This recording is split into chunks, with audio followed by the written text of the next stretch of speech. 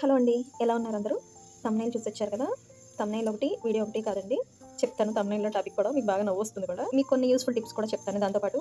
ఇప్పుడు చూడండి, ఈ బ్లౌజ్ ఉంది కదా! ఇది కొత్త కస్టమర్ ఇచ్చిన బ్లౌజ్ అండి. లైనింగ్ బ్లౌజ్ ఇచ్చారు. ఆదికి మీరు ఎప్పుడైనా సరే ప్లెయిన్ బ్లౌజ్ కుట్టాలి అనుకుంటే బ్లౌజ్ కొలతే తీసుకోండి. అది బ్లౌజ్. లైనింగ్ బ్లౌజ్ కుట్టాలంటే లైనింగ్ బ్లౌజే తీసుకోండి.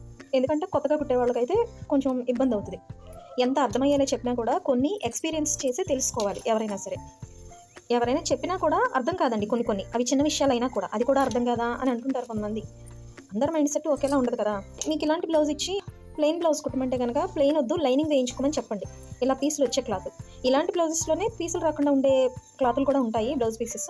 ఇది మాత్రం పీసులు వచ్చేస్తుంది, సాగిపోతుందండి. లైనింగ్ బ్లౌజ్ ఇచ్చారు నాకు కొలతకిది. ఓకేనా? సజెస్ట్ చేయండి. వాళ్ళు వినకపోతే వదిలేయండి. నేను ఓవర్‌లాక్ చేయలేదు. వీళ్ళు ఓవర్‌లాక్ వద్దన్నారు. ఒకప్పుడైతే వాళ్ళు చెప్పినా చెప్పకపోయినా ఎక్స్‌ట్రా మనీ ఇచ్చినా ఇవ్వకపోయినా చేసేసేదాన్నండి ఓవర్‌లాక్. కానీ ఇప్పుడు చేయట్లా. ఎందుకంటే వాల్యూ తెలీదండి.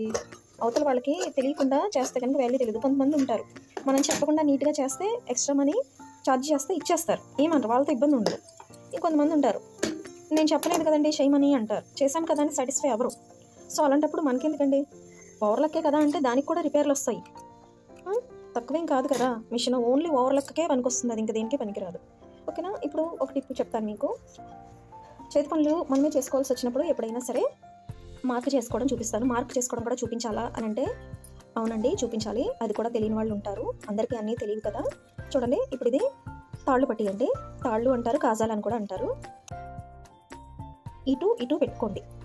పెట్టుకున్న తర్వాత దీన్ని ఇలా మడుచుకుని, నేను ఇది ఎందుకు చెప్పానో మీకు తర్వాత చెప్తాను. మధ్యలోకి మడుచుకోండి.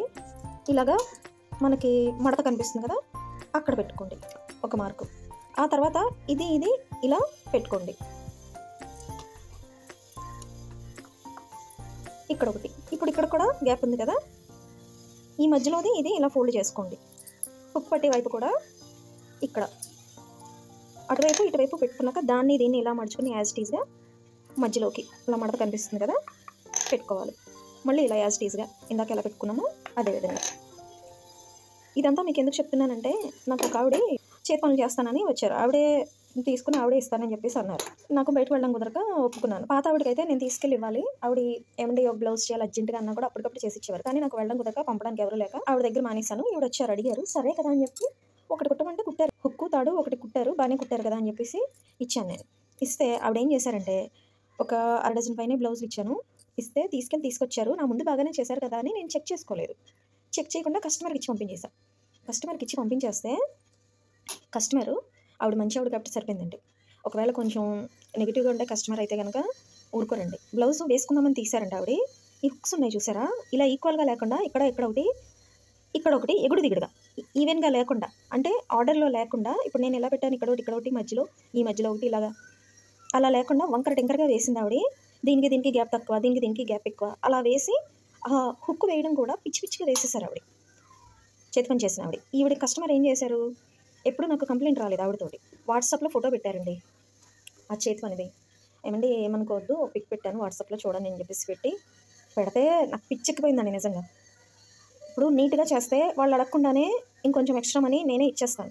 ఎక్స్పెక్టేషన్స్ మాత్రం చాలా ఉంటాయండి, ఉండొచ్చు, కాదనట్లేదు. అది మనలో ఉన్న వర్త్ని బట్టి మనం అడగాలి. పిచ్చిగా చేస్తారు ఆవిడ. అండ్ నడుము దగ్గర చేతి పని కూడా, నడుముకి పైపింగ్ వేయలేదు. యాక్చువల్గా అది పైపింగ్ బ్లౌజు.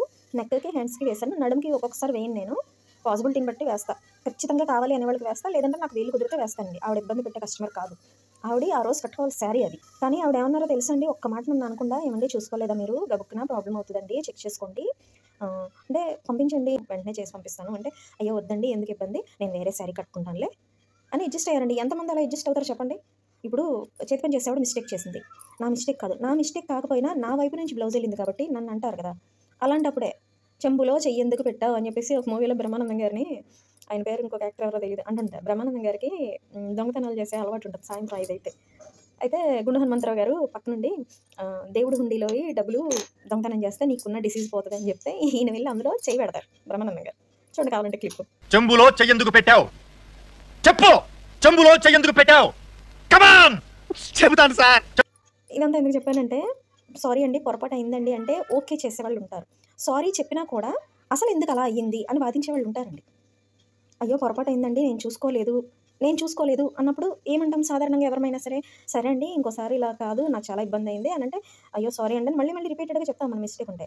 మనం ఎన్నిసార్లు సారీ చెప్పినా పొరపాటు అయిందని మంది ఒప్పుకున్నా కూడా అసలు ఎందుకు జరిగింది, అసలు ఎలాగైనా జరిగేది, అసలు ఎందుకు ఇలా జరిగింది అని అంటే ఏం చెప్తామండి అలాంటి వాళ్ళకి? ఏ పొరపాట్లు ఎవరికి రావా?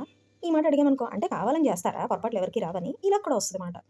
సో నేను ఇదంతా ఎందుకు చెప్పానంటే, నేను చేసిన బ్లౌజెస్ ఉంటాయి కదా, అవి చెక్ చేసుకుని కస్టమర్కి ఇవ్వండి. ఇప్పుడు మధ్యలో వాళ్ళది తప్పైనా మన మీదకే వస్తుందండి. బ్లౌజ్ వాళ్ళు మనకి ఇచ్చారు, చేతి పనికి మనం ఎవరికి ఇచ్చామో వాళ్ళకి అనవసరం కదా.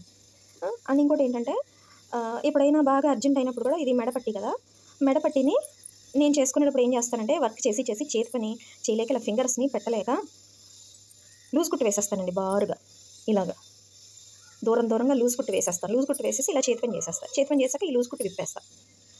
ఇలాగా నేను చేసుకుంటుంటే ఒక ఆవిడ చూసి అన్నారు, వేసుకుంటాం దేనికి, విప్పుకుంటాం దేనికి అని. వాళ్ళకి అనవసరం కదండి అదంతా. చేతి పని నేను చేసుకుంటున్నాను అంటే, ఆ చేతి పని చేసే టైంలో మనకి ఒక 70-80 రూపీస్ వర్క్ అయినా అయిపోతుంది, ఇంచుమించు 50 రూపాయల వర్క్ అయినా అవుతుంది. అయినా కూడా అది పక్కన పెట్టి మనం చేసామంటే అర్జెంట్ అని, చేతి పని వాళ్ళ దాకా వెళ్ళలేక చేసామని. వాళ్ళకి అనవసరం కదండి. ఇలాగ చేతులకు కూడా ఇలా లూజ్ కుట్టు వేసేస్తానండి. లూజ్ కుట్టు వేసేస్తే ఏమవుతుందంటే, దాన్ని మనం ఇలా అడ్జస్ట్ చేసుకుంటూ చేయక్కర్లా, టైం సేవ్ అవుతుంది. కుట్టేసిన తర్వాత ఫ్రీగా ఇలా లాగితే వచ్చేస్తుంది మనకి. ఓకేనండి, అర్థమైందా? ఇదంతా ఎందుకు చెప్పాను? జస్ట్ ఇన్ఫర్మేషన్ కోసం. సరే అండి, thank you so much for watching my video. Video నచ్చితే లైక్ చేయండి, షేర్ చేయండి, సబ్స్క్రైబ్.